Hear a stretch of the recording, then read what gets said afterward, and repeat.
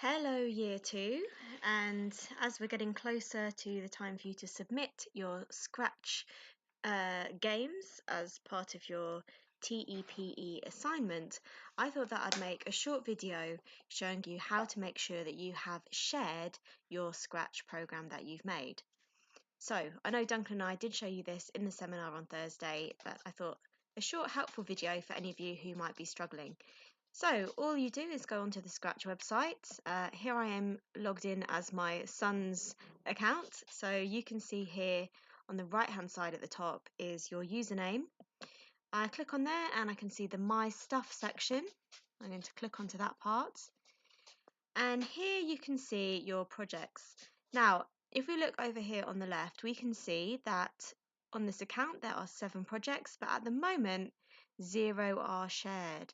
Now, if you don't share your project, then when you copy in your URL link, which will be here, onto your Word document, and remember you'll be saving that as a PDF to submit, but when you copy that URL, if you haven't shared your project, then Duncan and I will not be able to click through and see your game or your app you've made, and this could result in a fail. So you need to make sure that your project bumps up into this shared area. So let me just run through how we do that. So I can see I've got 7 unshared projects. This means that only me as the creator can view them. So I'll have a look at this project here. I click onto the blue title and this is going to take me to this specific project. I had a really good question from a student on Thursday.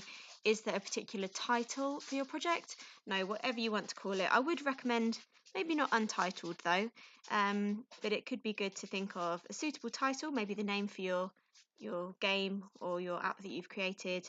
It could look more professional to type in some instructions here. And maybe credits. If you've based it on an existing game like Fruit Ninja, it could be good to credit that, or any other notes that you might need. Now I've clicked on this game and I can see here along the top is this orange bar that warns me that this project is not shared, so only I can see it. Please be warned that when you set up your Scratch account, you needed to put in an existing email address. What would happen when you set up your Scratch account is Scratch sends you an email and you need to click on that email to confirm your account. If you haven't done that step, it will not let you share your project. And I know when I was with some students on Thursday in the seminar, they couldn't see this orange share bar. They couldn't see the orange share button. If that's you, it might be that you haven't actually confirmed your email. So I'd recommend go back to the email that you used to set up your Scratch account, check your spam folder, or you might just find it in your inbox and maybe you just hadn't bothered to confirm, but you need to go onto that and just confirm email, otherwise you can't share. That's just a security measure on behalf of Scratch itself. So if you cannot see this, I imagine it's that you haven't confirmed your email. So I have confirmed the email for my son's account. Obviously I'm very safety aware as he is a minor, and I can now see that I can share this project. So I'm going to click on share. Ta-da! And straight away that is shared. It now says congratulations on sharing your project. Here is the URL. So I would either do Control C or I can just select that and do copy. And this is the URL that I would copy into the start of my Word document. That Word document will then also have my 4 components, so my 4 screenshots and the 4 annotated text boxes. It doesn't have to just be 4 screenshots, but it does need to be approximately 4 components. Now, some of you might have more than one screenshot to show one of the components. For example, if you chose debugging as one of your components, if you don't know what I'm on about, go back and listen to the lecture that I gave you on this.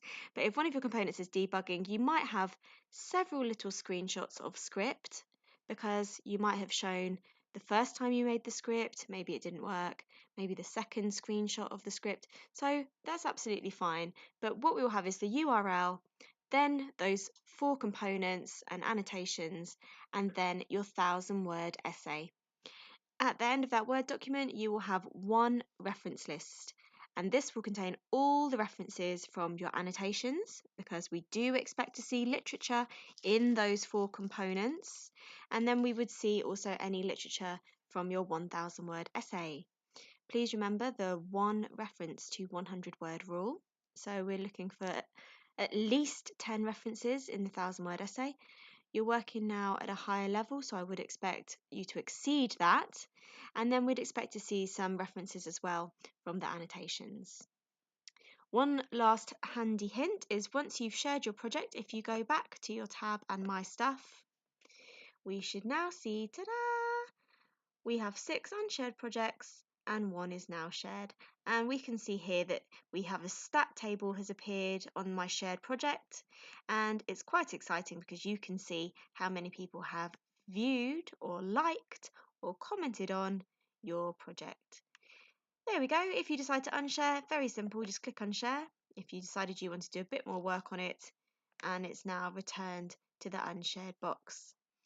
As I say though, it could be worth emailing your URL to a friend, or pop it in an email, send it over to one of your peers in your group or to a family member who can try clicking on it and checking they can access your game. If Duncan and I can't access your game, you may be at risk of failing the submission. Anyway, that's us done. Any questions, please do email Duncan as your module lead. I know quite a few of you have been asking me if we can meet next week to have a look at your project, but this process is all about you, I'm afraid. So although I'm happy to answer any questions you might have via email or phone or pop in to see me next week, I will not be looking at your Scratch game itself with you. I can recommend, however, the fantastic Scratch book. I know we had a few copies in the library. I think in the last few days they have all been checked out, but there may be other things you can look at online. I emailed you all some very helpful Scratch flashcards on Thursday. So if you check your uni inbox on Thursday, you'll see it. I think it's titled Scratch Freebie, and that's a fantastic PDF with lots and lots of simple coloured cards that tell you how to do different things with your sprites or backdrops or elements of your game. I would also recommend, a final hint, have a look at the grading criteria, because this is a bit of a strange assessment in that it has several components. Remember that we'll be looking at your game, that's why the link has to work. We'll be looking at those annotations, and we'll be reading your essay to see how you've evaluated Scratch as a tool. So remember that all of those need to be followed in order for you to pass and get a really good grade that you're happy with. Anyway, like I say, any questions, email me and Duncan, and happy programming. Take care.